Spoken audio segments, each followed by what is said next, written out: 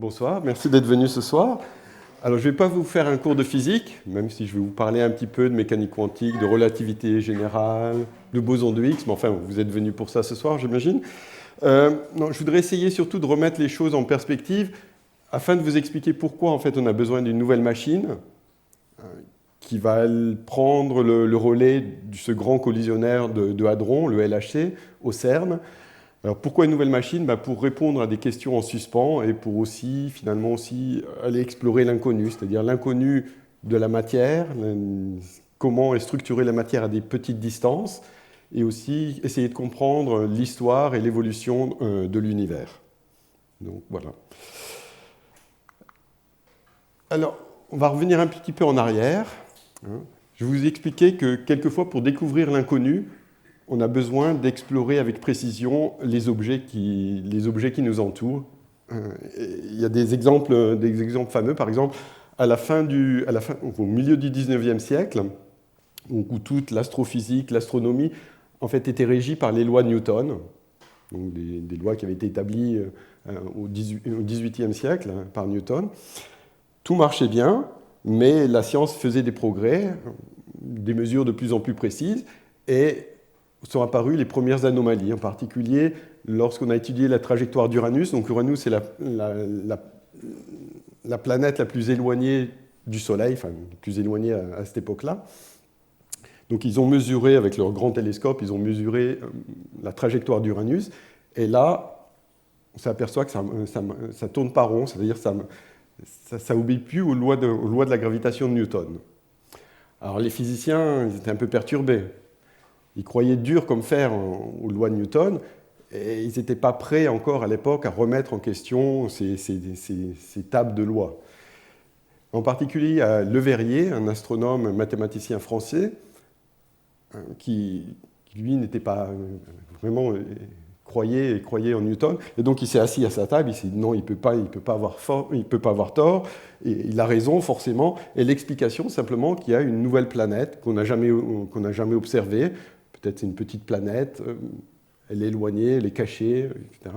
Donc il s'est assis à sa table, il a pris les lois de la gravitation de Newton, il a fait ses calculs pendant plusieurs jours, pendant plusieurs mois, et il a prédit à la fois la masse et la position de cette nouvelle planète, qui expliquait finalement pourquoi Uranus ne tournait pas rond. Qu'est-ce qu'il a fait? Lui, c'était un théoricien, donc il savait résoudre des équations, mais il ne savait pas faire des expériences. Donc, qu'est-ce qu'il a fait? Il a simplement écrit une lettre à ses collègues astronomes de l'université de Berlin. Pourquoi Berlin? Parce qu'à cette époque-là, Berlin avait le meilleur télescope au monde, le télescope le plus précis. Donc, il rédige sa lettre, il l'envoie. La lettre, elle met 3 jours pour voyager de Paris à Berlin. Les astronomes, ils lisent la lettre, et le soir même, ils pointent leur télescope dans la direction indiquée par Le Verrier. Et là, miracle, ils découvrent effectivement cette nouvelle planète, la planète Neptune. Voilà. Donc ça, c'est un exemple, probablement un des exemples les plus fameux, effectivement, de découverte de l'inconnu, donc la découverte d'une nouvelle planète, simplement en mesurant avec précision les objets déjà connus. Vous connaissez tous certainement la Tour Eiffel. La Tour Eiffel, en particulier, a honoré il y a à peu près un an tous les grands sportifs. Mais lorsqu'elle a été construite, en fait, les politiciens ont voulu aussi rendre hommage au progrès scientifique. Et donc, si vous faites le tour de la Tour Eiffel, vous voyez tout simplement les noms de grands généraux, mais surtout les noms de grands scientifiques de l'époque. Et si vous regardez attentivement, effectivement, vous verrez le nom de Le Verrier, la personne qui a découvert finalement une planète à la pointe de son stylo, comme le dira quelques années plus tard François Arago. Alors quelques années plus tard, en fait, le même problème s'est reposé, cette fois-ci avec Mercure. Donc Mercure, c'est la planète la plus proche du Soleil, donc celle qui tourne le plus vite. Et là encore, la trajectoire de Mercure ne colle pas avec les lois de la gravitation de Newton. Donc Le Verrier s'est dit, pas de problème, je connais la solution. Il s'est réassis à sa table de travail, il a repris toutes les équations, il dit, il existe une nouvelle planète, Vulcain, je sais où elle est, je connais sa masse, etc. Voilà sa position, mes amis astronomes, regardez, pointez votre lunette, vous verrez cette nouvelle planète. Ils ont cherché, cette fois-ci, ils n'ont rien trouvé. Ils n'ont rien trouvé parce que cette planète n'existait pas, en fait. Il n'existe pas de nouvelle planète Vulcain.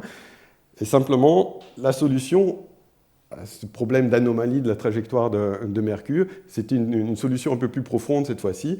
Il a fallu remettre en cause vraiment les lois fondamentales de la physique. C'est-à-dire que les lois de la gravitation ne sont plus gouvernées par les lois de Newton.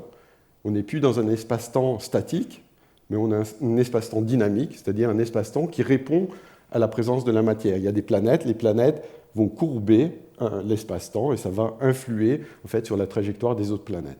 Donc ce sont des effets relativement faibles, c'est pour ça qu'il a fallu attendre un certain nombre d'années pour les mettre en évidence, et finalement ça a été bien compris par Albert Einstein, qui a donc dépassé les lois de la mécanique classique pour entrer dans l'ère moderne de la physique, donc l'ère de la relativité, en particulier la relativité restreinte.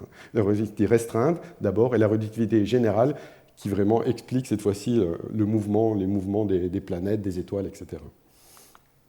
Donc tout ça pour vous expliquer qu'effectivement, quelquefois, en mesurant avec précision des objets connus, eh bien, on peut trouver de nouvelles planètes, de nouvelles particules, ou quelquefois, on peut vraiment découvrir de nouvelles lois fondamentales de l'univers.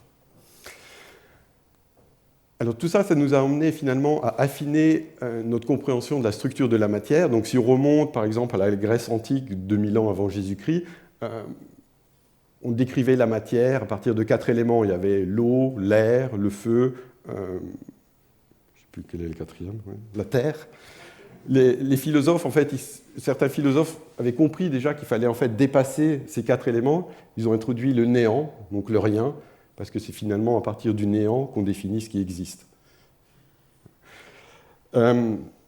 Depuis, effectivement, on a fait quelques progrès. On a compris, par exemple, que l'air est essentiellement composé d'azote et d'oxygène. Donc, ce sont des exemples d'atomes.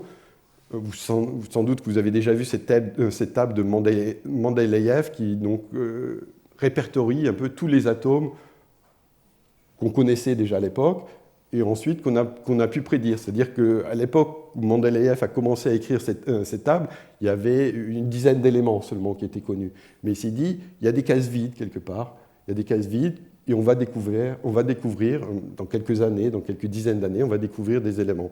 Et en fait, il y a même certains éléments, je ne sais plus lesquels, qui ont été découverts au début des années 2000. Donc on continue encore à vraiment faire des progrès dans cette compréhension de la matière. Alors, il y a plusieurs choses assez remarquables sur cette table. D'abord que c'est une table périodique, c'est-à-dire que quand on arrive au bout de la ligne, on recommence une nouvelle ligne avec des atomes qui ont des propriétés vraiment similaires les unes des autres. L'atome de lithium, il a des propriétés similaires à l'atome d'hydrogène, etc. De l'arsène, etc. Donc, c'est une table périodique. C'est une table qui est finie aussi. Il y a un nombre fini de cases. C'est-à-dire, dans 1000 ans, vous ne pourrez pas rajouter de nouvelles cases, sans doute. On a compris qu'il y avait un nombre fini d'atomes. Qu'est-ce qu'il y a d'autres choses intéressantes? C'est une table finie et qui est discrète, c'est-à-dire il y a un atome, il y a un atome d'hydrogène qui est différent de l'atome d'hélium. On n'est pas à la fois or et argent, on est ou bien or ou bien argent. C'est des choses qui sont discrètes. Et en fait, il y a des tas de choses qu'on peut comprendre simplement à partir de la mécanique quantique. La mécanique quantique peut se comprendre simplement à partir de la structure de cette table de Mendeleïev. Il y a ce qu'on appelle le principe d'exclusion de Pauli, le fait qu'on ne peut pas mettre 2 électrons avec les mêmes moments, la même vitesse au même endroit. C'est ce qui explique effectivement que c'est une table qui est discrète, par exemple. Alors, ce n'est pas la fin de l'histoire, c'est-à-dire que ces atomes ce ne sont pas des particules élémentaires, ce sont des particules composites. Elles sont essentiellement faites d'un noyau atomique et d'électrons qui gravitent plus ou moins autour de ce noyau. Le noyau atomique lui-même, il est fait de protons et de neutrons, et ces protons et neutrons, en fait, ils sont faits de quarks, ce qu'on appelle les quarks, qui sont, à l'heure actuelle, dans la compréhension de la physique moderne, les quarks seraient effectivement des particules élémentaires, ce qui veut dire quoi? Ça veut dire qu'on ne peut pas les couper en deux. Il n'y a rien à l'intérieur d'un quark. Donc il y a 6 quarks différents. La matière ordinaire elle est essentiellement composée de quarks up et de quarks down, qui forment les protons, les neutrons, les mésons, etc. Et en plus, il y a effectivement l'électron. Alors il y a des cousins de l'électron qui ont exactement les mêmes propriétés, simplement des masses plus élevées. Et en plus, il y a ce qu'on appelle les neutrinos, qui ont des propriétés assez particulières, qui sont produites en abondance par le Soleil, par toutes les réactions nucléaires, mais qui interagissent très très peu avec la matière ordinaire. Voilà. Et donc pour couronner le tout, pour donner un peu un sens à cet ensemble, il y a effectivement ce boson de Higgs qui a été découvert il y a 13 ans maintenant au CERN.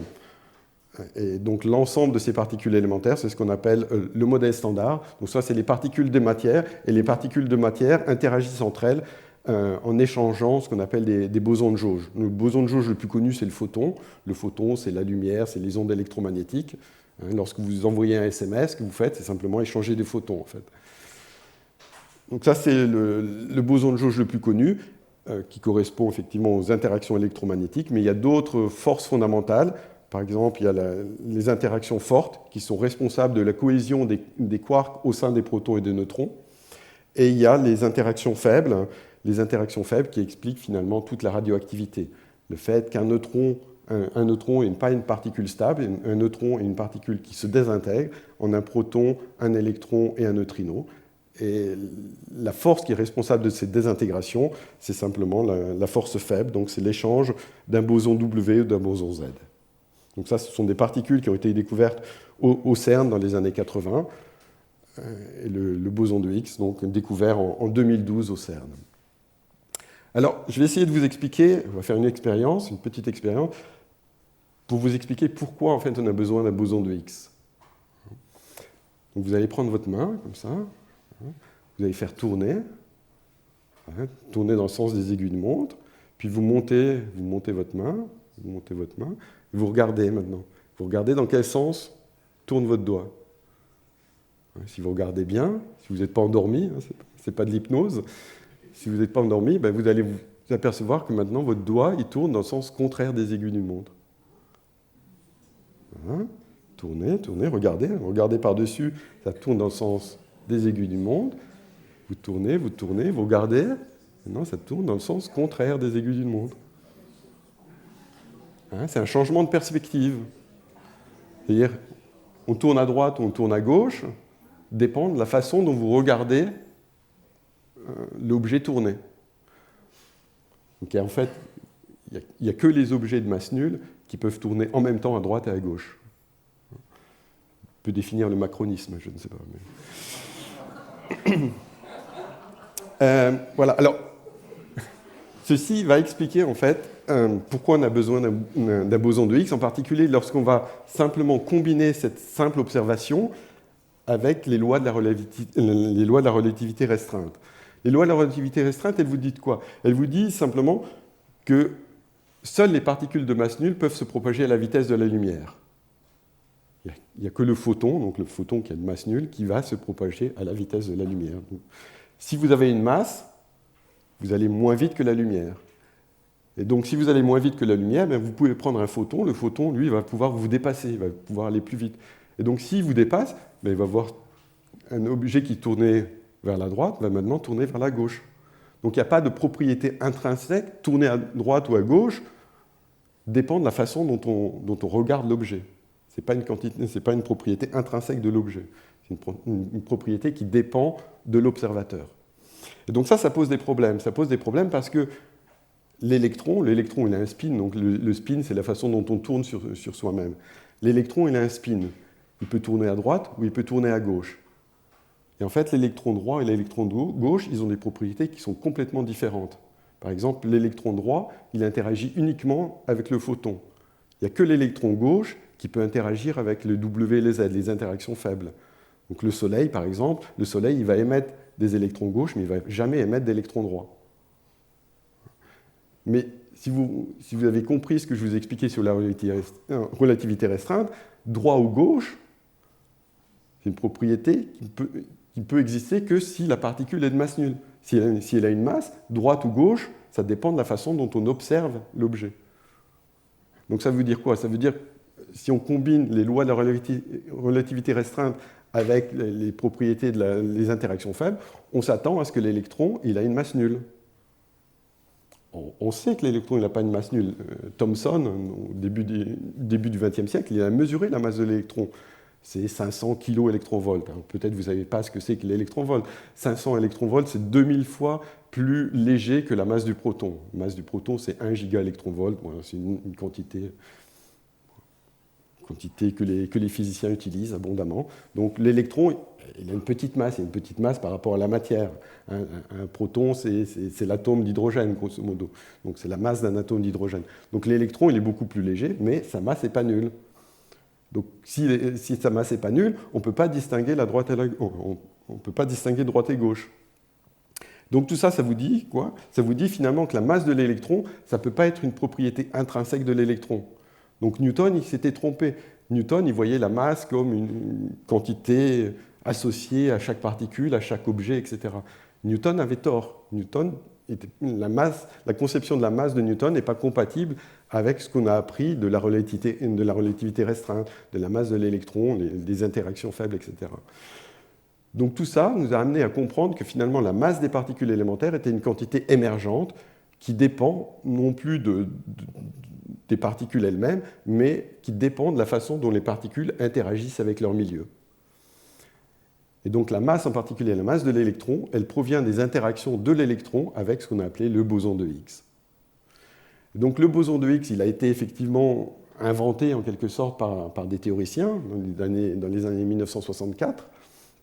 Peter Higgs, et il y a d'autres physiciens, en particulier le collègue de Jean Orloff à Bruxelles, François Englert, qui se sont dit, voilà, la façon dont on explique la masse de l'électron, c'est par les interactions avec un boson de Higgs. Donc le boson de Higgs, c'est simplement une substance qui remplit tout l'espace-temps, et il y a des particules qui interagissent plus ou moins avec cette substance, et plus on interagit avec ces substances, plus notre masse est élevée.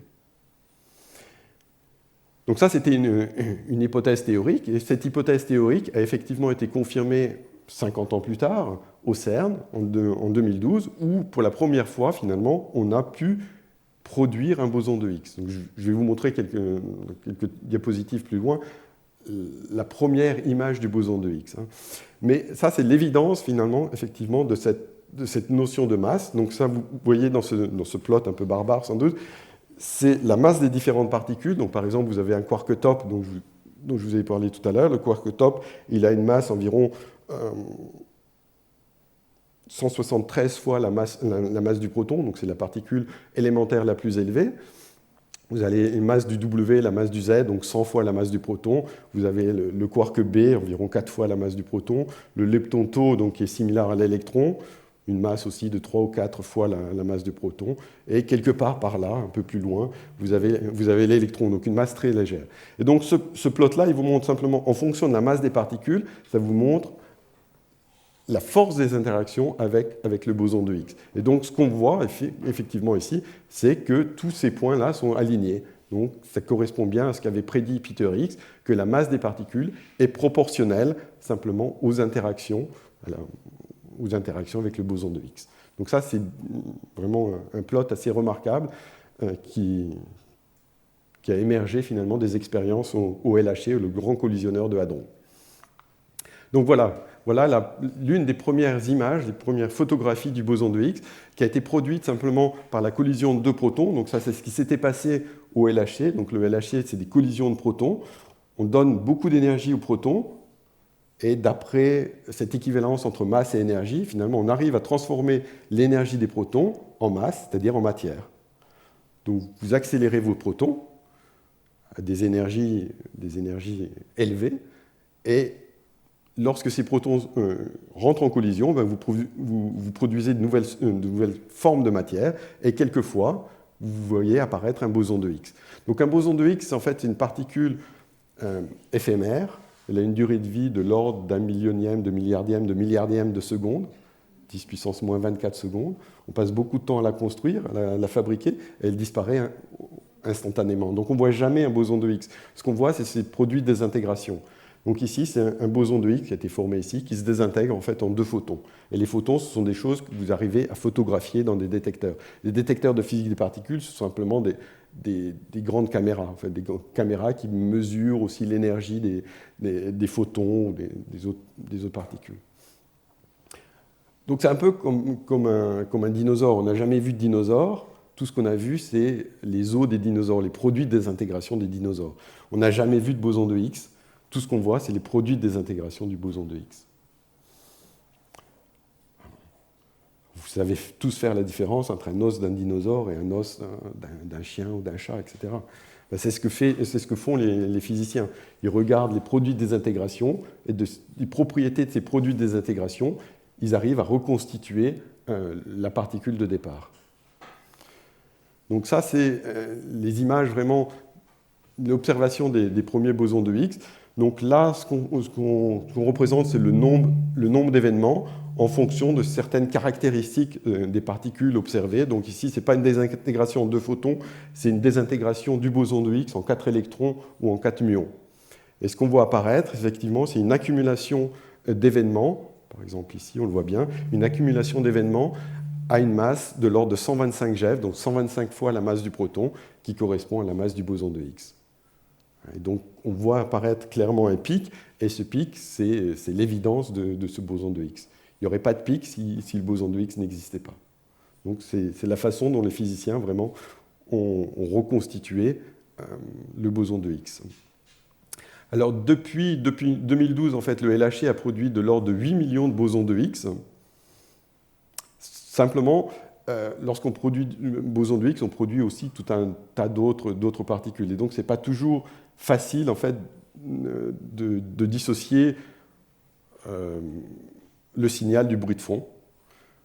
Et donc, on n'arrive pas forcément toujours à reconstituer ou à photographier le boson de Higgs. Sur les 8 millions de bosons de Higgs qui ont été produits au LHC, en fait, il y en a seulement environ quelques milliers qui ont pu être observés, photographiés et étudiés.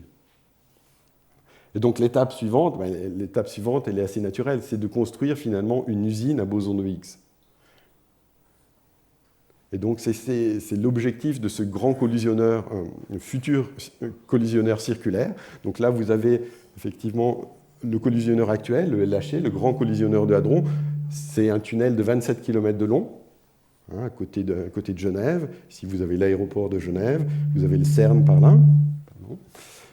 Et donc ça, c'est effectivement le nouveau collisionneur qu'on voudrait construire. Donc c'est un tunnel d'environ 91 km qui serait enterré. Évidemment, il est enterré. Il est environ 200 mètres, en moyenne 200 mètres sous terre.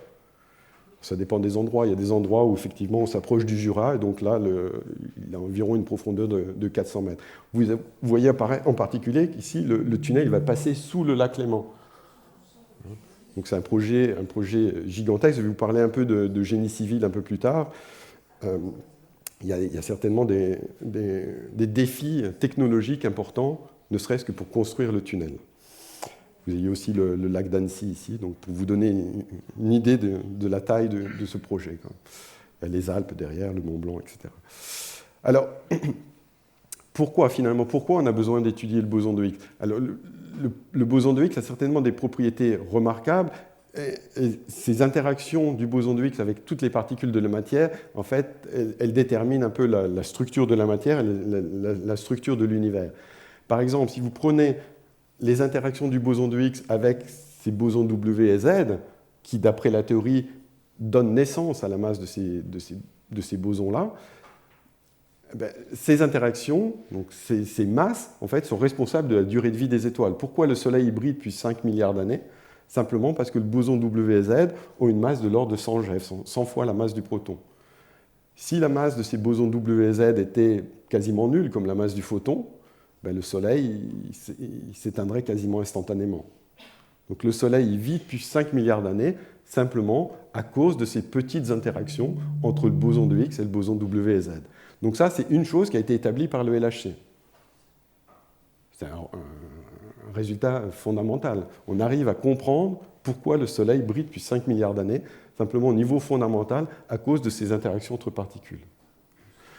Donc c'est une question qui a été clarifiée de la même façon qu'on sait que maintenant la Terre est ronde et pas plate, on ne se pose plus ce genre de questions. Là, maintenant, on ne se pose plus ce genre de questions non plus, pourquoi le Soleil brille depuis 5 milliards d'années. On a la réponse. Mais il y a d'autres questions. Quelle est la taille des atomes? La taille des atomes, elle est essentiellement déterminée par la masse de l'électron. Donc d'après la théorie, la masse des électrons, elle provient des interactions du boson de Higgs avec l'électron. Ça, c'est une théorie. C'est une théorie, la physique, elle est là pour aller vérifier expérimentalement les idées des théoriciens. Donc on a besoin d'une machine qui va aller pouvoir mesurer les couplages de Higgs aux électrons. Si vous prenez maintenant les couplages du boson de Higgs aux quarks up et down, donc qui sont à l'intérieur des protons et des neutrons, ça va vous expliquer pourquoi finalement le proton est plus léger que le neutron. Essentiellement, la masse du proton et des neutrons, elle n'a rien à voir avec la masse des quarks. Je vous ai dit, le proton, il a 2 quarks up et un quark down. Le neutron, c'est le contraire, il a 2 quarks down et un quark up. Mais la masse du proton et du neutron, est simplement 1% est simplement due à la masse des quarks. Le reste, c'est simplement des énergies de liaison, donc c'est des interactions fortes, les gluons qui sont échangés par les quarks. Donc qu'est-ce qui distingue le proton et le neutron? C'est d'abord l'électromagnétisme. Le proton, il a une charge électrique plus 1, le neutron, il a une charge électrique 0. Donc on comprend effectivement qu'il y a une différence entre proton et neutron. Simplement, l'électromagnétisme aurait tendance à donner une masse plus élevée au proton et au neutron. Et donc ça, c'est catastrophique, parce que si le proton est plus lourd que le neutron va se désintégrer en neutrons. Donc ça veut dire qu'il n'y a pas de noyaux atomiques qui peuvent se former. Il n'y a pas de matière. Donc on a essentiellement besoin de comprendre pourquoi le neutron finalement est plus léger que le neutron. Et pour ça, c'est simplement la petite différence de masse entre le quark up et le quark down. Et donc, cette différence de masse, elle est due aux interactions du boson de Higgs avec les quarks up et quark down. Et donc ça, encore une fois, c'est une hypothèse théorique qu'on veut aller vérifier expérimentalement. Donc on veut construire une machine qui va pouvoir permettre de mesurer ces interactions du boson de Higgs avec les quarks up et down. C'est pas facile parce que la masse du quark up et down, elle est ridiculement petite par rapport à la masse du quark top. Donc ça veut dire que les interactions, elles sont très très faibles. Donc vous allez produire très peu d'événements. Vous allez voir effectivement un boson de Higgs interagir avec un quark up et un quark down. Donc ça, c'est quelque chose que le LHC ne pourra pas faire, par exemple. Vous avez besoin d'une nouvelle machine. Même le FCC aura du mal à le faire, en fait. Ça, je ne pas trop que je le dise, mais bon. Il y a d'autres questions, par exemple. Qu'est-ce qui s'est passé dans l'univers environ 1/10 de nanoseconde après le Big Bang? Vous connaissez tous le Big Bang, cette grande explosion, effectivement, où la matière s'est formée, etc. Quelle est la dynamique de cette transition, de cet événement?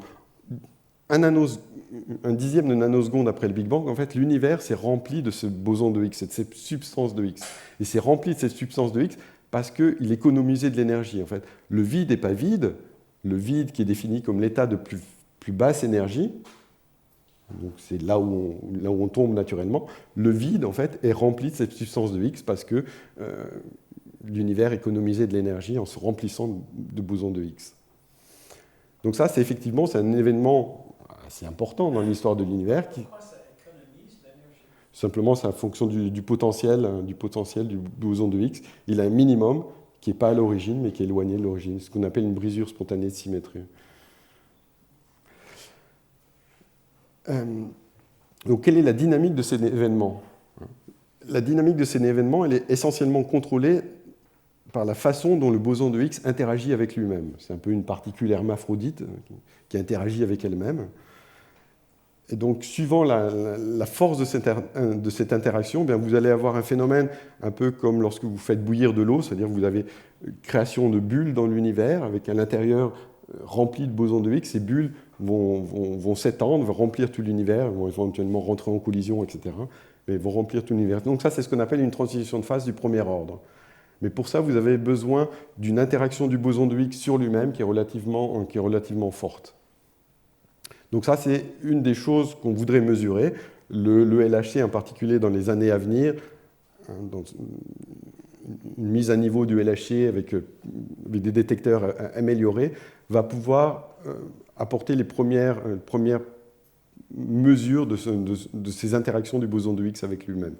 Mais là encore, les mesures resteront limitées. On a besoin d'une nouvelle machine plus précise pour pouvoir mesurer ces interactions avec une précision de l'ordre d'1%, grosso modo. Et donc là, on pourra répondre effectivement de façon à peu près claire à la question, savoir si la transition de phase est du premier ordre ou du second ordre. Ensuite, il y a d'autres questions. Par exemple, pourquoi l'univers est rempli de matière et pas d'antimatière? A priori, lors du Big Bang, il y a une formation en quantité équivalente de matière et d'antimatière. Aujourd'hui, l'univers est rempli de matière, donc toute l'antimatière a disparu. Pourquoi?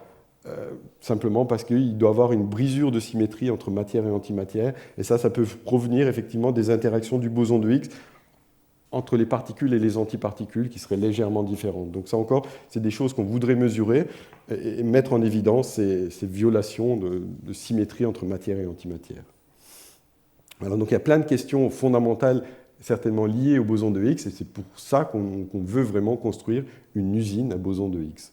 Une usine donc, qui va produire environ 1 million de bosons de Higgs dans sa première phase.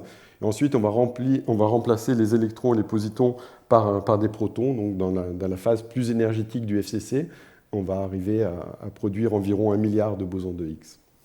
Donc effectivement, ça c'est le programme de physique du FCC, essentiellement une usine à Higgs, une usine à quark top aussi, donc qui sont les particules élémentaires a priori les plus élevées, et aussi finalement une usine à particules du modèle standard, donc toutes les particules qu'on connaît déjà. Il va produire ces particules de façon très abondante. Donc pour vous donner simplement une idée d'ordre de grandeur, donc le collisionneur précédent au LHC, ce qu'on appelait le LEP, Large Electron Positron Collider, c'est une expérience, un collisionneur qui a tourné au CERN pendant la fin des années 90. C'est une machine qui a tourné environ 15 ans. Elle a produit ce qu'on a environ 10 millions de bosons Z.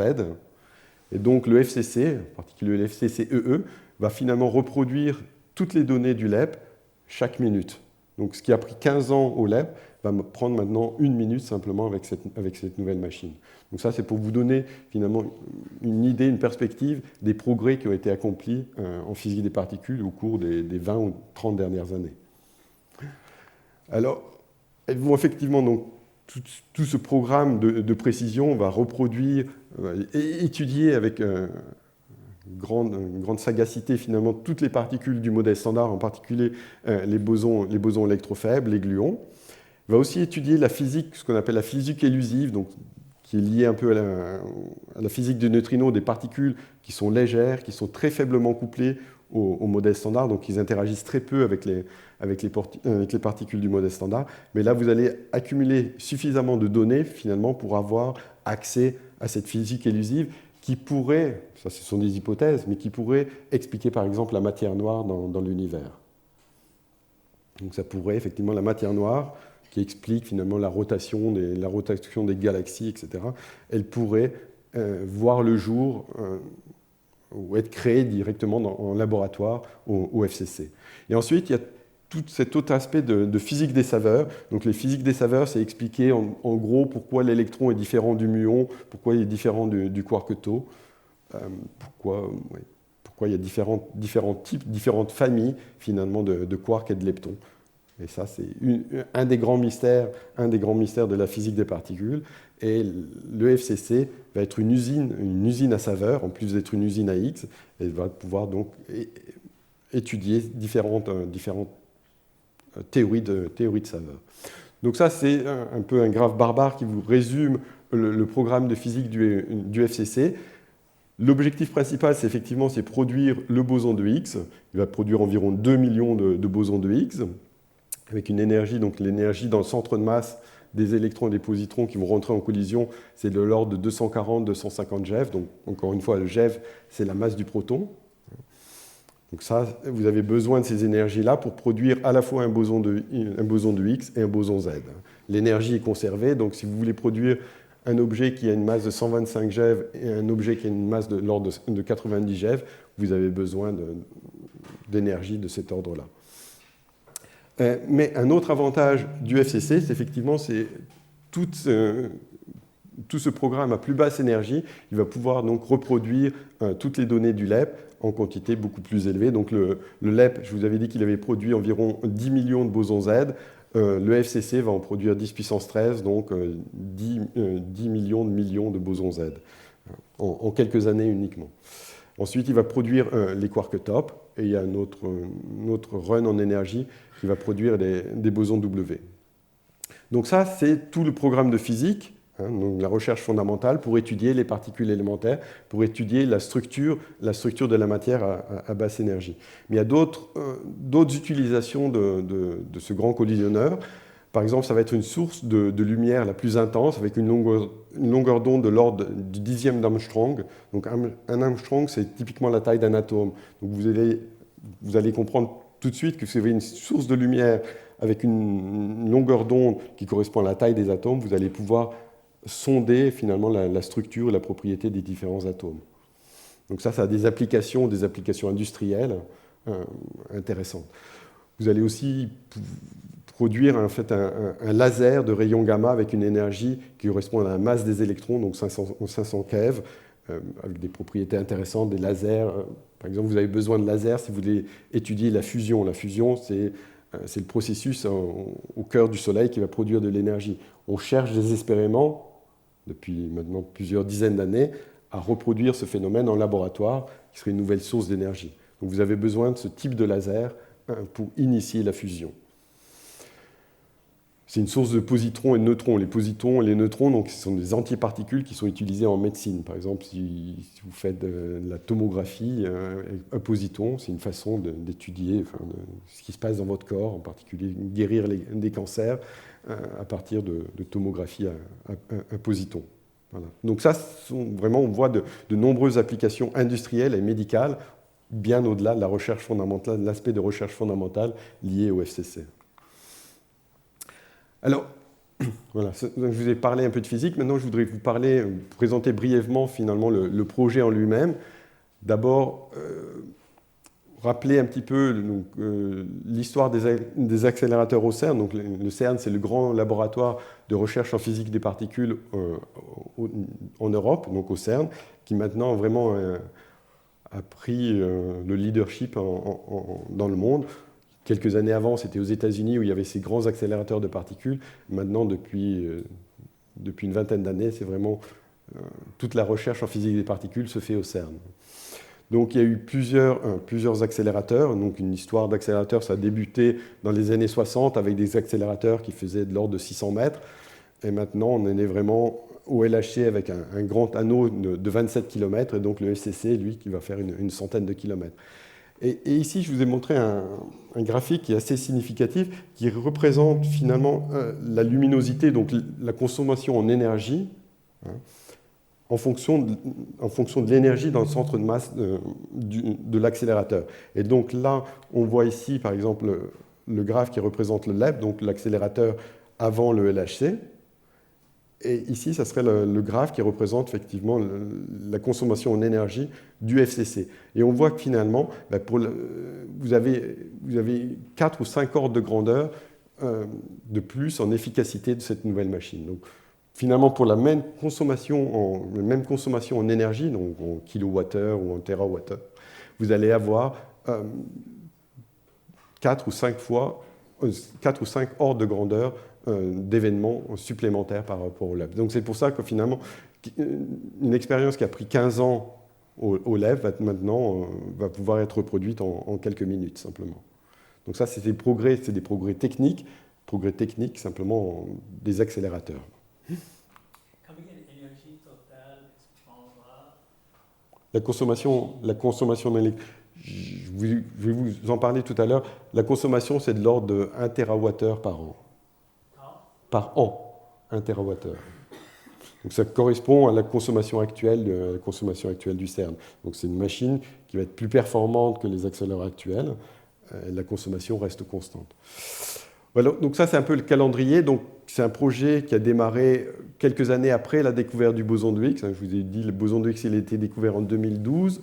Dès 2014, il y a eu le lancement d'une étude exploratoire pour savoir si ça avait un sens de construire une telle machine, si on avait les moyens techniques de la construire, les moyens techniques et aussi évidemment l'argent nécessaire. Donc, tous les 5 ou 6 ans, en fait, la communauté de physique des particules se réunit et essaie d'élaborer une stratégie pour son futur. Et donc dès 2020, il y a eu une mise à jour de stratégie de la physique des particules qui a vraiment identifié le FCC comme la priorité numéro 1 de la physique des particules. On s'est dit qu'il fallait vraiment construire cette usine à boson de Higgs. Cette stratégie a été mise à jour, en fait, et on est en cours de mise à jour. Elle a démarré il y a quelques mois avec une grande réunion à Venise au mois de juin. Et il y aura des recommandations qui vont être faites et établies dès le début de 2026. Le choix d'aller de l'avant avec ce projet, il va retomber finalement aux États membres du CERN. Donc le CERN, c'est une grande organisation internationale. À l'heure actuelle, il y a 25 États membres. Chaque pays hôte en fait un représentant au Conseil du CERN, et c'est ces représentants qui décident des projets du CERN en eux-mêmes. Donc on pense que dès 2028, en fait, suivant les recommandations de cette mise à jour de la stratégie, on espère un feu vert du Conseil du CERN pour aller de l'avant. Ensuite, il y a toutes des démarches administratives entre la France et la Suisse, parce que cet accélérateur il sera construit autour du CERN. La construction devrait démarrer dès 2030. Ça va prendre une quinzaine d'années. On espère voir les premières collisions d'électrons et de positons dans les années 2045. Et c'est un projet qui va durer environ 50 ans, donc jusqu'en 2090. On peut voir effectivement une perspective d'échelle du temps. Donc là, vous pouvez voir avec des applications comment finalement les échelles du temps vieillissent, les physiciens qui y travaillent. Voilà. Alors, il y a des contraintes territoriales. Effectivement, on veut construire ce projet autour du CERN parce qu'il y a déjà des infrastructures qui existent. Donc on ne voudrait pas construire ce nouvel accélérateur dans un désert perdu en Arabie ou au fin fond de la Chine. On voudrait construire cet accélérateur autour du CERN, mais c'est une région qui n'est pas forcément facile. Pas forcément facile parce qu'il y a cette montagne du Jura, il y a le lac de Genève, et en fait, plus vous éloignez de Genève, plus le lac devient profond. Donc si vous voulez construire en dessous du lac, il va falloir creuser profond. Par là, il y a les Alpes, par là, il y a le Salève. De cette région-là, il y a des zones écologiques protégées, donc vous ne pouvez pas faire des expériences de physique. Bref, c'est un peu un miracle finalement qu'on arrive à tenir compte de toutes ces contraintes et on arrive à positionner un anneau qui fait environ 90 km. 90 km, c'est ce qu'il nous faut pour atteindre les énergies nécessaires pour pouvoir produire le boson de Higgs à partir de collisions d'électrons et de positons. Voilà. Donc ça, c'est vraiment des études même géologiques qui ont été faites pour arriver à comprendre, par exemple, la structure du sous-sol. Par exemple, on ne veut pas creuser un tunnel là où il y a de l'eau. Donc on veut s'assurer que la structure du terrain est suffisamment stable pour pouvoir creuser et avancer relativement vite. Estimation de prix? Je vais y venir. C'est un tunnel de 5,5 mètres. 5,5, ouais. Un peu plus grand que le tunnel ULHC. Le tunnel ULHC, c'est 3,8 mètres. Là, il faut pouvoir prévoir à la fin qu'on va remplacer les électrons et les positons par des protons. Donc, c'est des énergies plus élevées. Donc, ça demande un appareil technique, un accélérateur un peu plus volumineux. Donc, voilà, 5,5 mètres. Il faut aussi pouvoir faire en sorte que les physiciens puissent descendre dans le tunnel, construire, faire leur soudure, etc. 90 km, ce n'est pas quelque chose que vous allez pouvoir parcourir non plus à pied, donc il faut pouvoir faire passer des voitures. Alors, ce n'est pas les voitures de tous les jours, il y a des voitures qui vont être conçues spécialement pour pouvoir effectivement cheminer tout ce dont on a besoin dans le tunnel. Après, il y a des considérations de sécurité aussi. Évidemment, on ne veut pas mettre en danger la vie des physiciens. Donc oui, on a parlé un peu de consommation électrique. Donc en moyenne, le FCC, dans la première phase de collision d'électrons et positrons, il va consommer environ 1,3 TWh par an sur les 15 années du projet de recherche. Donc ça correspond grosso modo à la consommation actuelle en électricité du CERN. Ça n'a pas changé, donc c'est un nouveau projet ambitieux, mais la consommation électrique reste raisonnable. Donc ce matin, je me suis amusé à faire un petit calcul. En fait, la Corse, avec ses 2700 heures d'ensoleillement par an, reçoit environ 32 000 TWh d'énergie solaire. Donc elle pourrait faire fonctionner le FCC pendant 32 000 ans. Alors, ce n'est pas tout à fait vrai, parce qu'il faudrait effectivement couvrir la Corse de panneaux solaires. Les panneaux solaires, ils n'ont pas une efficacité de 100% non plus. Mais ça vous donne une ordre d'idée. Donc la consommation, elle n'est pas excessive. D'ailleurs, c'est... Et Paris, il consomme combien? Alors, voilà. Parce que la Corse, Le le soleil, c'est immense, c'est pas la consommation. Alors, la consommation, 1,3 TWh par an, ça correspond grosso modo à la consommation d'une ville de 300 000 habitants. Si vous prenez votre facture EDF, vous regardez le nombre de kilowattheures que vous consommez par an, vous multipliez par 300 000, vous allez obtenir environ 1,3 TWh par an. Une des questions qui s'était posée, c'est effectivement arriver à acheminer toute cette électricité sur le site du CERN sans finalement faire en sorte que l'électricité s'éteigne dans la ville de Genève lorsque vous mettez en route votre collisionneur. Donc il faut assurer une certaine stabilité du réseau électrique. Donc ça a été étudié avec les gens de RTE, enfin EDF. Il n'y a pas de problème, on n'a pas besoin de construire une centrale nucléaire pour le CERN, pour acheminer l'énergie. Et le 1,3, oui. c'est additionnel par rapport... Non. Après, il n'y aura plus, le LHC va être éteint. Voilà. La consommation du CERN va rester grosso modo constante. Alors, aussi pour vous donner une perspective sur ces 1,3 TWh, ça correspond à la consommation annuelle d'un grand centre de données de Meta, par exemple. Lorsque vous envoyez vos SMS avec WhatsApp, c'est la consommation d'électricité.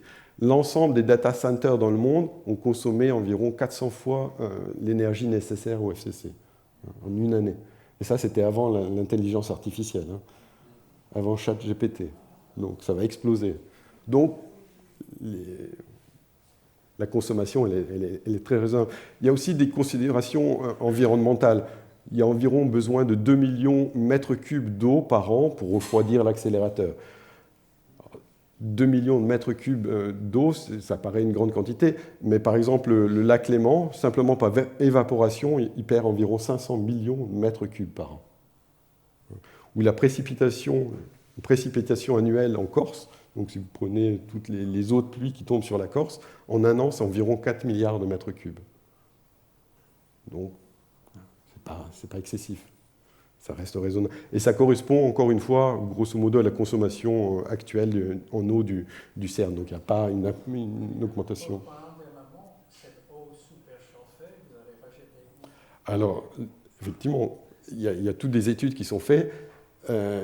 L'eau qui va être réchauffée va servir, par exemple, à chauffer les maisons autour du Pays de Gex. Ça va servir à chauffer les écoles. Ça va servir à chauffer les piscines. Mais qu'est-ce qui se passe quand on n'a pas besoin de cette chaleur, en été par exemple? Eh bien, il y a des industries qui ont besoin de chaleur, en particulier les fromageries. Les fromageries, elles ont besoin de chaleur pour faire pousser le comté, etc. Et donc, effectivement, il y a des études qui sont faites avec les fabricants de comté, etc., dans le Pays de Gex, dans le Jura, qui sont intéressés effectivement par la chaleur qui va être libérée par le FCC. C'est des contrats avec EDF, c'est-à-dire on utilise l'électricité quand le reste du monde n'a pas besoin de l'électricité. Donc c'est pour un peu stabiliser le réseau, etc. Sinon, en hiver, la consommation d'électricité est tellement élevée que les prix augmentent. Donc c'est un contrat avec EDF pour avoir des prix qui sont raisonnables, donc pour réguler le réseau.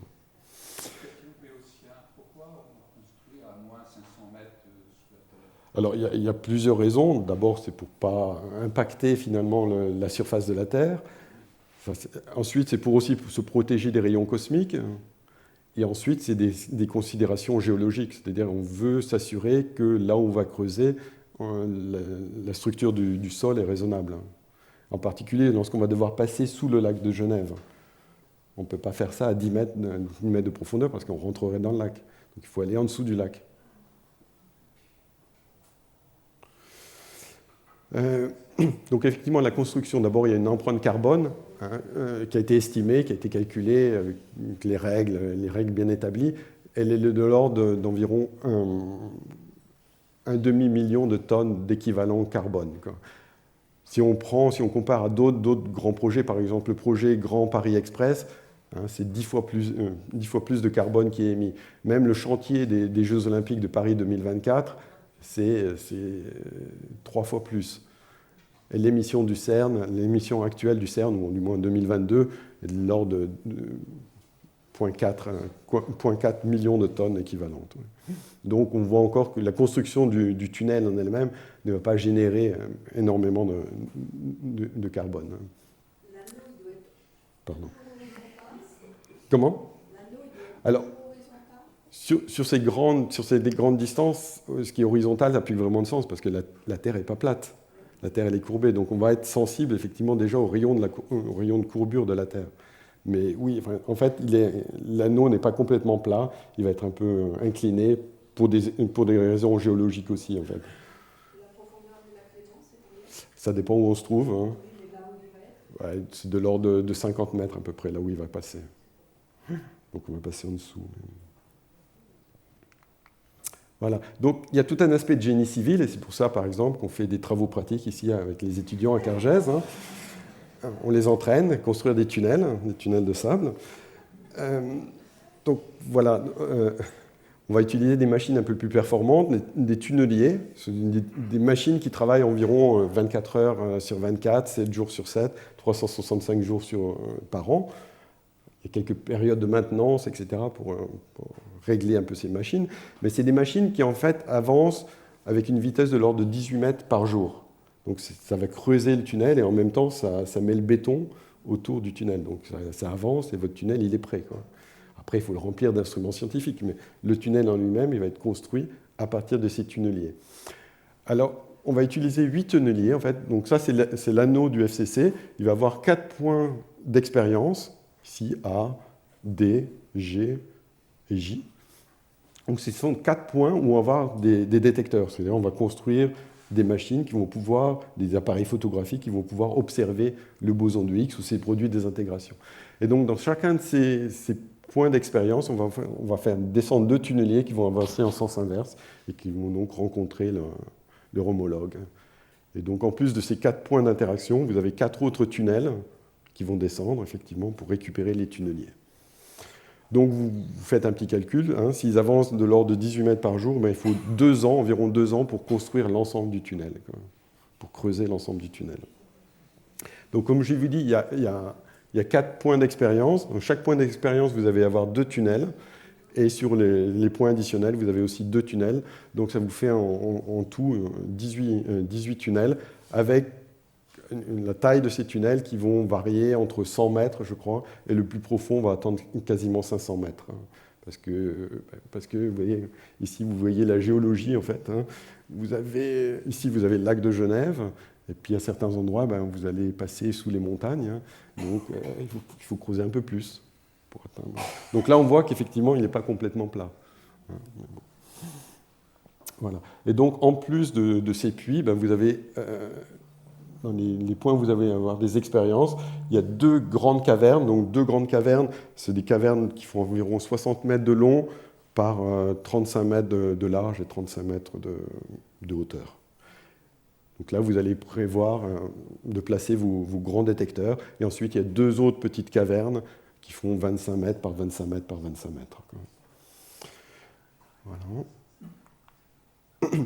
Donc, si vous faites le calcul, effectivement, un tunnel de 5,5 mètres de diamètre, 91 km de long, ça vous fait environ 6 millions de mètres cubes de terre à déblayer.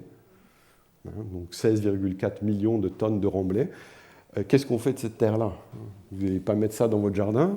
Alors, il y a environ 70-80% de ces remblais qui vont être réutilisés dans les carrières, des mines, production de béton au ciment, matériaux de construction.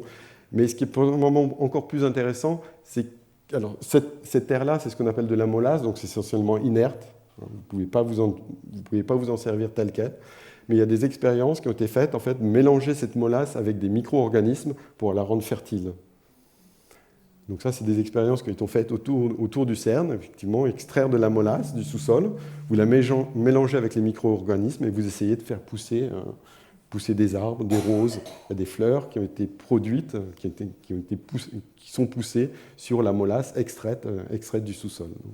Donc c'est vraiment des expériences intéressantes qui pourraient avoir des applications en agriculture, au moins pour faire pousser des forêts, etc. Donc, Quel est l'avantage de ces molasses?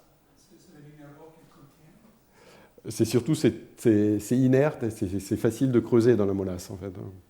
Non, mais pour l'agriculture, Ah là, non, tel quel, on ne peut pas utiliser la molasse. Il faut vraiment la mélanger avec des micro-organismes pour pouvoir arriver à faire pousser quelque chose dedans. Sinon, la vie ne peut pas se développer dans la molasse en fait. Et donc là, effectivement, il y a des expériences intéressantes. On voit vraiment les plantes qui arrivent à se développer, des nodules qui arrivent à se développer à l'intérieur de ces molasses, traitées avec ces micro-organismes. Donc ça nous éloigne de la physique des particules, mais c'est vraiment un produit de cette étude de faisabilité du FCC. Ça, c'est un des endroits où on va avoir une des expériences du FCC. Donc ça, c'est une photo actuelle, en 2025. Ça ressemble à ça. Ça, c'est le site. C'est le site qui se trouve en Suisse. En fait, je vous ai dit qu'il y avait 4 points d'expérience et 4 autres sites de surface. Donc sur les 8 points de surface, en fait, il y en a un seul qui se trouve en Suisse. Donc c'est celui qui est en Suisse. Et voilà, en fait, à quoi ça ressemblera dans une vingtaine d'années. Donc on va vraiment enterrer quasiment tous les bâtiments pour avoir un impact minimal sur l'environnement. Ça, c'est une photo qui a été vraiment étudiée par des agences d'environnement. Ce n'est pas une photo qui a été générée par ChatGPT. Ce n'est pas de l'intelligence artificielle, c'est vraiment une étude rigoureuse qui a été faite. Et ça, c'est un autre point d'interaction où il y aura une expérience. Donc l'expérience est sous terre. Et il y aura un centre de visite ici, avec une piscine qui est effectivement chauffée par l'eau du FCC. Donc ça, voilà, avec une vue remarquable sur les Alpes. Donc vous êtes tous invités d'ici une vingtaine d'années à visiter ce centre. Voilà, je crois que c'est à peu près tout ce que j'avais prévu de vous dire. Non, peut-être rapidement sur le budget, puisqu'on a parlé effectivement du coût de ce projet-là. Donc c'est un projet qui coûte environ 15 milliards de francs suisses, donc francs suisses, euros, dollars, c'est à peu près la même chose. Il faut compter environ 6,5 milliards de francs suisses pour construire le tunnel et environ 8,5 milliards pour finalement instrumentaliser tout le tunnel, donc mettre l'accélérateur, les détecteurs qui vont avec, etc. Donc ça paraît un budget conséquent. Maintenant, si on ramène à la durée du projet, donc 15 ans pour la construction, un projet qui va être utilisé, une expérience qui va être utilisée pendant 50 ans, 70 ans, la construction et l'exploitation en fait, coûteraient environ 3 francs suisses par an et par contribuable de chacun des États membres qui financeront le projet. Donc, pensez-y la prochaine fois que vous prenez le métro, bon, Cargès, c'est peut-être un peu difficile, ou vous prenez un café dans un bistrot, vous économisez un café par an, ben ça servira à financer le FCC. Voilà. Et il y a des retombées, en fait, c'est un investissement, c'est-à-dire que chaque euro qui est dépensé au CERN, etc., rapporte en fait de l'argent. Il y a un coût-bénéfice sur le coût du projet qui a été estimé de l'ordre de 1,2.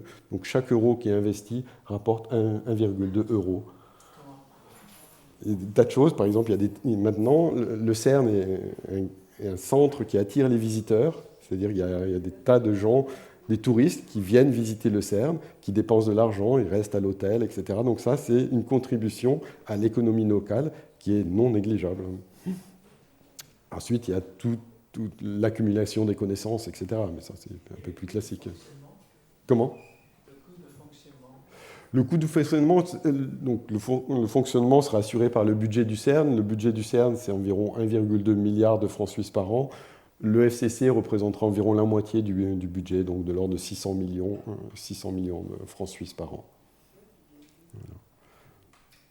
Voilà, c'est à peu près tout ce dont j'avais prévu de vous parler aujourd'hui, donc les aspects scientifiques et les aspects techniques.